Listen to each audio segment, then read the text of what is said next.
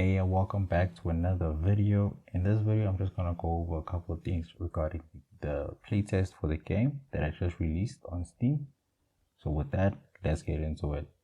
I have just released the playtest version for the game over on Steam. It's about half the game. Most of the base mechanics are in there, if not all the mechanics. About half the maps are also in there. And then what I wanted to do with the playtest, the reason why I released it, is to get back some feedback on how the game feels, how the cars drive, if I'm on the right track as to what I'm pursuing. What I am pursuing is more of a SimK type of driving experience, so not completely simulation but also not completely archaic. And your feedback will really much be appreciated for me to try and refine it for the final version of the game that will be released after I have read all the feedback that you guys provide.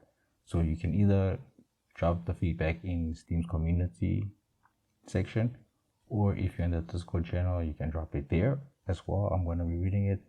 The playtest will be live until the end of July so that I can hopefully gain as much information as I possibly can to refine the final version of the game.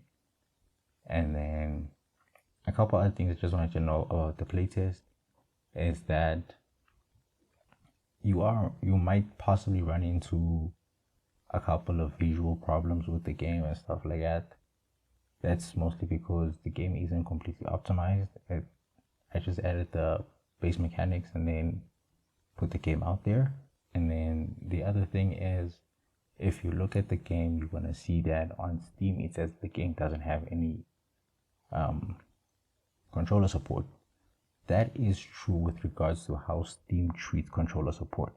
So how Steam treats it is that you need to be able to navigate the widget, control any characters in the game, and then the game needs to pause when you press any of the special buttons on the controller. So when the overlay pops up, the game needs to pause.